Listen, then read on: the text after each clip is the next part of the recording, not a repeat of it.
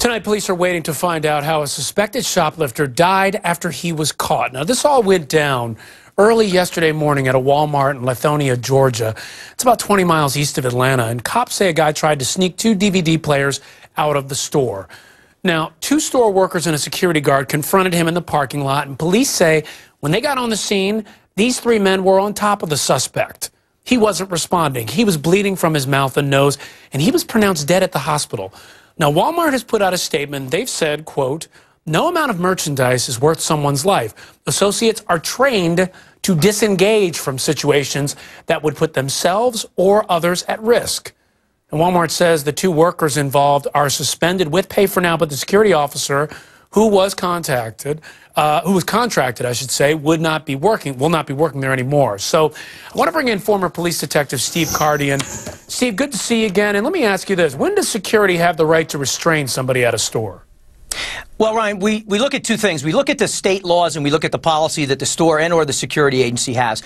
Most states will allow someone to use force other than deadly physical force to prevent or terminate a larceny. However, store policy in most cases, they don't want their security personnel or their store staff to go to battle with someone for liability reasons. So is it better that they just have them leave the store and walk out with the merchandise?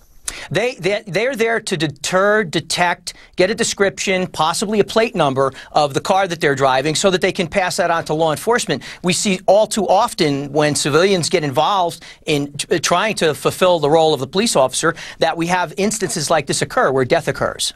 And, you know, that's, I think, the thing that confuses people sometimes in cases like this. You mentioned the word civilians, but there are some folks who work in security, and they're very proud about their jobs, and they want to stop theft, so they want to take that pursuit of this person. They want to walk in the parking lot, maybe follow them in their car, but you say under no circumstances should they do that. Should they do that?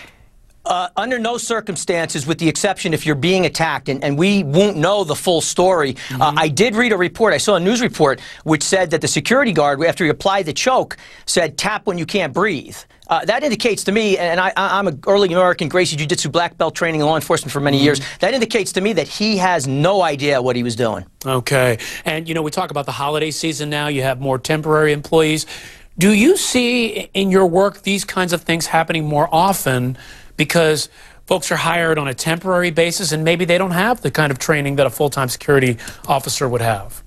Yes, that coupled with the mindset on such a busy weekend. Remember, these store goers, they have that item already in their mind purchased before they even get to the store. So they're high and engaged. At times like that, when we have that many people coming together, under those circumstances, we see desperate things occur, bad things occur, Ryan. All right, Steve Kardian, good to talk to you. Thanks. Pleasure, Ryan.